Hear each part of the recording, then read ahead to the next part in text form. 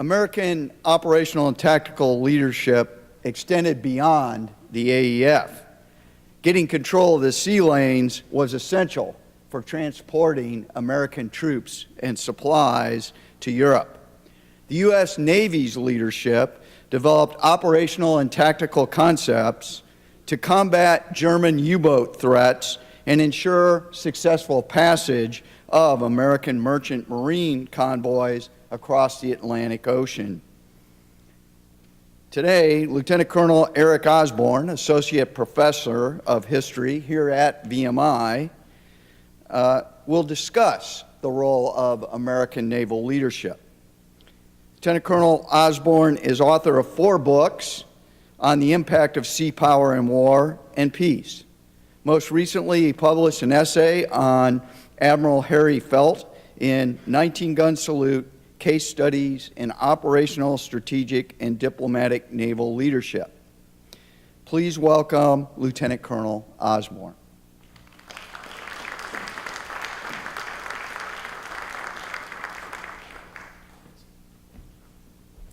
Good morning, or just a little bit of morning left. Before I get started, firstly, I'd like to thank our host, General P., and I'd like to give special thanks to Colonel Gray as well as his staff for putting together a fine symposium, and I know that we've all been enjoying it. So my topic is a little bit different from some of the others with the Navy here, but firstly, of course, we've all been dealing with the idea that the entry of the United States was the pivotal moment of the Great War. And while the United States' participation in the war was generally short, the leadership, material aid, and manpower that we've been talking about of the country proved vital to the victory of the Allies.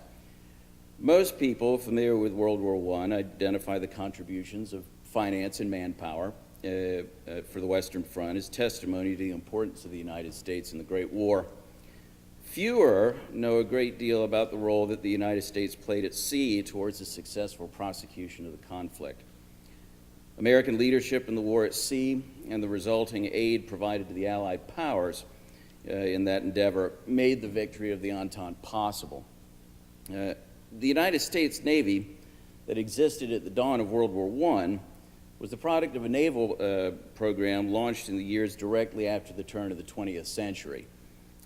President Theodore Roosevelt, up there, assuming office in 1901, was a devotee of naval theorist Rear Admiral Alfred Thayer Mahan. Mahanian thought rested on the idea that in order to be a great power, a country must have a large blue water or ocean-going navy whose core was the battle fleet comprised of battleships.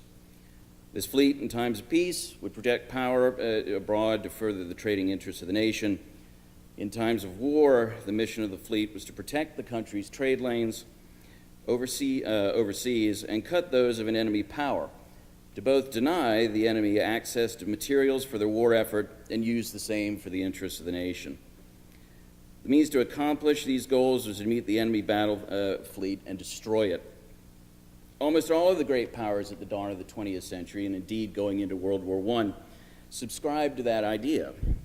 As a reflection of Roosevelt's conviction, the naval construction of the United States centered on battleships, with the famous result being in that picture there on the right, the Great White Fleet of 16 battleships that began a journey around the world in 1907 to showcase American sea power to all. By 1912, the United States was a leader in the construction of the most modern battleships afloat, dreadnought battleships. They were first introduced in 1906. Dreadnought battleships mounted uniform big gun armament here, as opposed to earlier vessels like the Great White Fleet, who carried an array of smaller weapons. In 1912, the core of the battle fleet was 6 dreadnought battleships. While the country built some smaller vessels, such as cruisers, the emphasis on the battleship program meant that there was scant attention paid to the development of destroyer escorts in the fleet. Consequently, the United States did not launch its first destroyer until 1902, which is going to be a little bit of a problem when they enter World War I. By the opening of World War I, in 1914, the United States Navy was the 3rd most powerful in the world. The fleet comprised 10 dreadnought battleships, 23 older battleships, 34 cruisers, and 50 destroyers. Okay. At that time, the country, of course, was under the leadership of President Woodrow Wilson, obviously on the left, coming to power in 1913, with the Navy under the control of his Secretary of the Navy, Josephus Daniels, who Mike, last night, has already introduced. Certainly not very popular among the rank and file for his stance on alcohol, but also not a very capable leader, at least in the pre-war years overall. Josephus Daniels was a political appointee, being an influential North Carolina newspaper publisher with no experience in naval affairs. In addition, compounding that problem, Josephus Daniels was actually a committed pacifist who on several occasions advocated the reduction of the fleet as a step towards world disarmament. His lack of leadership, at least in the pre-war years, fortunately for the Navy, as well as the nation, was offset by these two gentlemen. On the left, of course, Assistant Secretary of the Navy Franklin Delano Roosevelt, and on the right, he'll assume in May 1915 the office of Chief of Naval Operations, William S. Benson, but influential before reaching that office. The Wilson administration, through Daniels, saw the Navy as a tool to enforce the Monroe Doctrine, which called for no interference in Latin and South America by foreign imperial powers, and while doing that, further United States interests in the same region.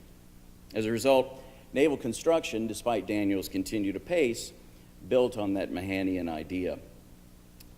The outbreak of World War I caused only really a brief flurry of excitement with United States officials, to include naval.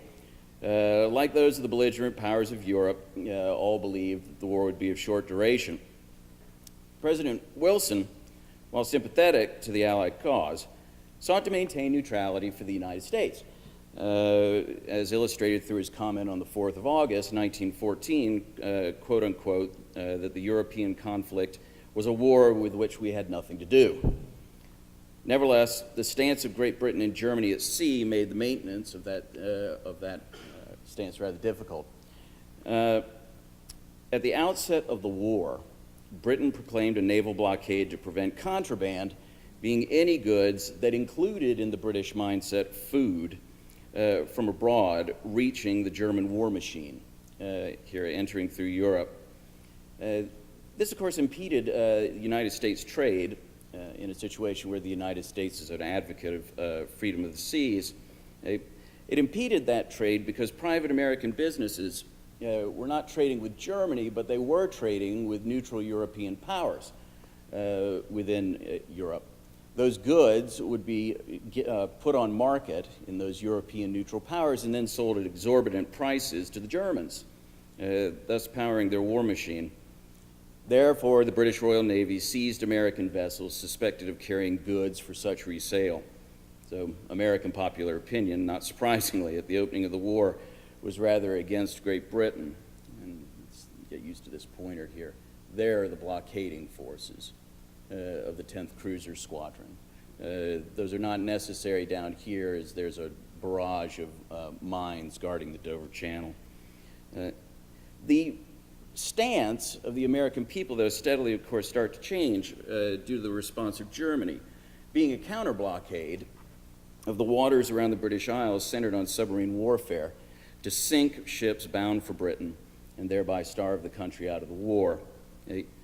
That operation first relied, in those waters that you see around Britain in the shade, on restricted submarine warfare, which was a practice where a U-boat commander would surface, communicate with the merchant vessel that he's about to sink, the captain of the merchant vessel, allow that captain to offload his crew, and then sink the ship. Now, rather a laborious process. While this practice brought the same protest from Washington as that directed at the British, the February 1915 declaration by Germany of unrestricted submarine warfare, being the sinking without warning of vessels around Britain, was a matter altogether different than restricted submarine warfare. The Germans were pursuing that policy in large part because that was a faster practice than the laborious process I just described. Not only does that bring a loss of material, of course, but it also brings a loss of lives, leading to the sinking of the passenger liner Lusitania, 7th of May, 1915, with 128 American citizens killed. Now, that's a pivotal point if you're looking at the United States and leadership in terms of the Navy. While Germany soon suspended unrestricted submarine warfare, the sinking of the Lusitania shook Wilson and led him on the 21st of July, 1915, to direct the Army and Navy Department to draft a major national defense program in case the United States should become involved in the war. In terms of the Navy, Wilson told Secretary of the Navy Josephus Daniels that he wanted the United States to, quote unquote, stand upon an equality with the most efficient and most practically serviceable naval force in Europe. Daniels, wanting to work with the president, of course, consequently changed his prior stance on naval power and vigorously supported the president. Chief of Naval Operations Admiral Benson echoed this call when he proposed parity with the British Royal Navy as the new standard of American naval policy. Soon the popular slogan arose for a quote-unquote Navy second to none, while Wilson went on a speaking tour throughout the United States to promote his intention to create quote-unquote the incomparably the greatest Navy in the world.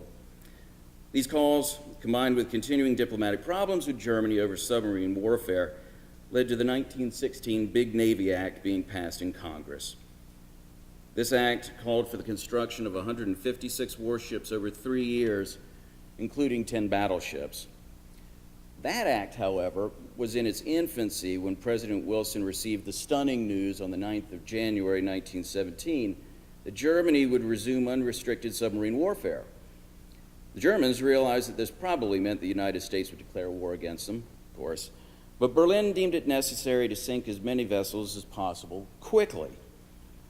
By 1917, the British blockade of Germany had damaged the German war machine to an extent that many felt in Germany that they had to seek a conclusion to the war in that year or lose it.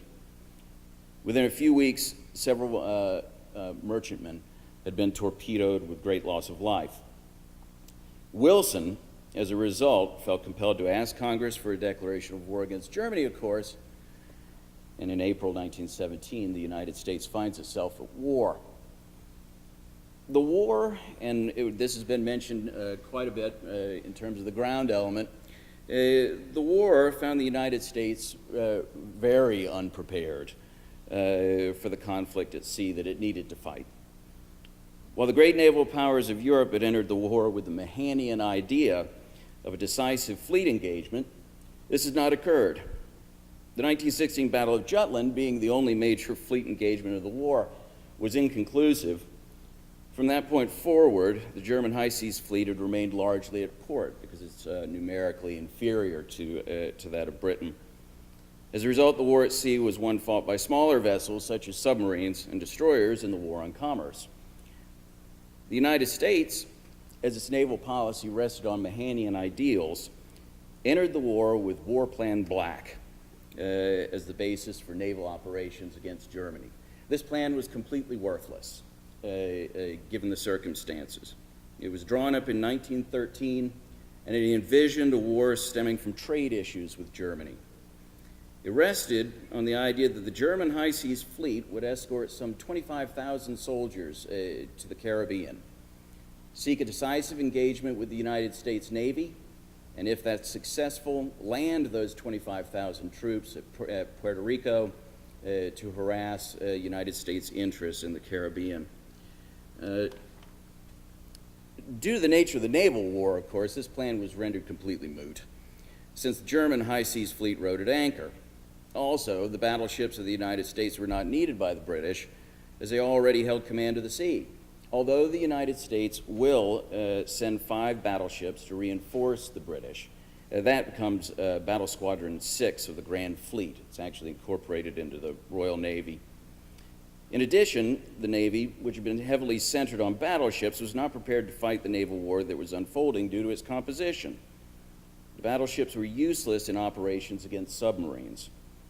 Finally, the United States entered World War I with a very imperfect knowledge of the course of prior naval operations. Chief of Naval Operations Admiral Benson believed that while Germany's submarine campaign posed a major threat to Britain, the Royal Navy was succeeding in its efforts to counter it. The reason for that mistaken belief was that the British Admiralty kept secret all of the losses of tonnage. They actually kept it secret from their own parliament because they didn't want to get it out. The strategic planning then really revolved around Benson trying to devise a new strategy against Germany that dealt largely with the protection of merchant shipping in American territorial waters.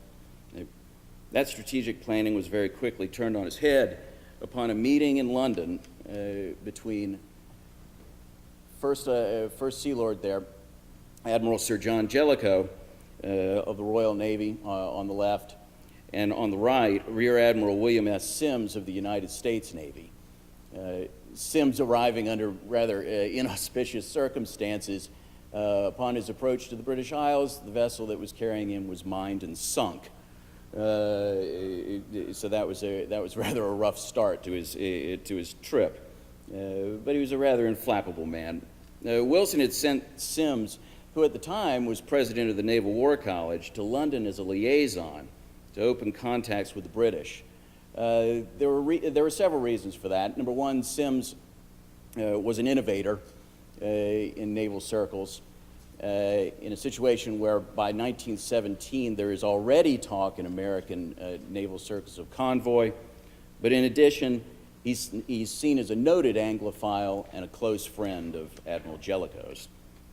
In a meeting on the 10th of April, Jellicoe, with hardly a word, handed Sims a memorandum that revealed the tonnage losses of the U-boat campaign.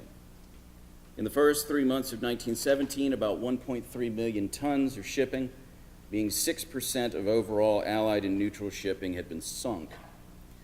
By October, with that rate of loss, the British would be forced from the war. As a result, France would go too. I bring this to you just to show you that the majority of sinkings in the Battle of the Atlantic occur entirely around the British Isles, that war zone. The astounded Sims said this to Jellicoe: "It looks as though the Germans are winning the war." Jellicoe replied, "They will win, unless we can stop these losses and stop them soon." When asked by Sims if he saw a solution to the problem, Jellicoe replied that the British had none. The realization of this crisis led United States naval officials, particularly Sims, to champion the convoy system for merchantmen across the Atlantic, with that being the typical formation of a convoy. Sims was largely responsible for putting that together. That proves pivotal in the Battle of the Atlantic and overall Allied victory in World War I. But at first, Sims, as well as others that advocated the convoy system, had to overcome opposition in both British and American quarters to the implementation of it. In British quarters, the opposition rested on the assertion that destroyers for escorts for this couldn't be spared, as they were needed for the operations of the British Grand Fleet. Many American naval officials also didn't want a convoy system, as it pulled American destroyers away from American coastal waters. The efforts, however, primarily of President Woodrow Wilson and Sims on the American side, and British Prime Minister David Lloyd George across the Atlantic, overrode those concerns. So on the 10th of May, 1917, you have the first experimental convoy that steamed from Gibraltar to the British Isles here. The first transatlantic convoy left Hampton Roads on the 24th of May, 1917, with regular convoys from the points you see up there, beginning between June and July. The United States, in terms of its material aid and leadership, proved pivotal to the convoy system. Initially, the British predicted that 75 destroyers were necessary for the system to work, but they could only spare 43 from the Grand Fleet and looked to the United States to provide more. To that end, the United States put together, rather hastily, Destroyer Division 8, under the command of Commander Joseph Taussig there, a rather famous exchange between him and the British when he arrived. He arrived in Britain with 6 destroyers, and when he asked when he would be ready for operations, Taussig replied, "We are ready now. That is, as soon as we finish refueling." By July 1917, you've got 35 U.S. destroyers based in Britain under the overall command of Sims, who was appointed commander of American naval forces in European waters. The remainder of the United States Navy's destroyers were based in the United States, as the convoy system rested on destroyer escort for most convoys within a distance of about 200 miles, both around the United States and Britain, as escorts really couldn't be spared in large number for the complete crossing. And not only did the British have anything to spare, but neither does the United States. If you remember, our building policy did not address the idea of escorts until rather late. So to address this issue, the Wilson administration, through their leadership, made the construction of more escorts a top priority. All work was halted on battleships, and a fleet of 273 destroyers was laid down under the direction of Assistant Secretary of the Navy, Franklin Roosevelt. As a testimony to American industry, one of those destroyers was launched in 17 days, but most of them were completed too late for service in the war, largely because American shipbuilding quickly started to center on merchantmen. So the contribution of the United States for escorts that actually served in the war revolves around those. The construction of 110-foot wooden-hulled submarine chasers. Those vessels had one 3-inch gun, one depth-charge launcher in the bow, and a rack for the same in the stern. Nearly 400 of those participate in the Battle of the Atlantic with the convoy system, and it worked quite well. After June 1917, German U-boats never again came close to sinking the 600,000 tons that they predicted they needed to sink a month to push Britain from the war. By November 1917, the monthly tonnage loss had dropped rather substantially. There's November to the end of the war, fluctuating mostly between 300,000 and 400,000 tons. While it's still tragically high, the losses were more than offset by the industrial might of the United States, as its shipyards turned out merchantmen faster than the Germans could sink them. The value of convoys was clear. By May 1917, to the end of the war, only 154 ships in convoy were lost, of a total of 16,539 in convoy. 16 of those were lost to things other than subs, while 36 of those vessels were stragglers. Those fantastic numbers were not just the result of the convoy system itself, championed by Sims, but also American leadership in examining anti-submarine warfare even before the United States enters into the war. In October 1915, in the wake of the sinking of the Lusitania, Secretary of the Navy Daniels greatly redeems his reputation, pre-war reputation, by making a huge contribution through the creation of the Naval Consulting Board. That body, headed by inventor Thomas Edison, is a reflection of the early advocacy of convoys in the United States and examined the nature of submarine warfare with the objective of finding ways to combat the use of U-boats. Based on the board's findings, Edison recommended to the Navy that Allied convoys vary their routes, that merchant ships be equipped with radios and listening devices, that convoys transit high-risk areas only at night, and that merchantmen steam as much as possible in shallow waters to disrupt U-boat operations. All of those measures were adopted during the convoy system, all of them American. The belief of German Chancellor Bethmann Hollweg over all this is testimony to the value of the United States being in the war, as well as the convoy system championed by Sims and others. The Chancellor asserted after the war that the convoy system had ended German chances for victory. The Germans had lost the Battle of the Atlantic, and with it the conflict overall. They couldn't force Britain from the war, and as a result, the British blockade remained in place, thus destroying their war effort. The contribution of the United States, though, was not only the convoy system in World War I here. You also have the construction of the Northern Barrage late in the war, which you see up here. That one was championed by Assistant Secretary of the Navy Roosevelt. It was a huge minefield that blocked the northern passage to and from the North Sea. The Wilson administration proposed that minefield in May 1917 with the aim of preventing U-boats getting out of the North Sea. Tangentially, it also served the blockade rather well because it kept merchant vessels getting into the North Sea. That eventually stretched 250 miles, and it comprised 70,263 mines. Of the total number, 56,000 were American. That barrage sank only 6 U-boats, but it did serve as rather a good deterrent. So while American contribution to the convoy system as well as the Northern Barrage are significant achievements, perhaps the best testimony to American leadership through the service of the United States Navy was the transport of hundreds of thousands of troops across the Atlantic, or more appropriately, escorting them. American leadership proved crucial in this respect. Since the vast amounts of ships needed to ferry the American Expeditionary Force did not really exist in the proper number, Britain ends up providing about 2/3. The United States provides a third here. The logistical problem here was vast. You needed 4 times as much tonnage to carry an Army's division equipment and supplies as the soldiers themselves. To address that problem, the Wilson administration in April 1917 created the Emergency Fleet Corporation for the mass production of ships to meet both the need of ferrying troops and replace losses in the Battle of the Atlantic. They also pressed into service some 600,000 tons of German shipping interned in American ports. So to your right there is USS Leviathan, formerly the 56,000-ton ocean liner Vaterland. Here.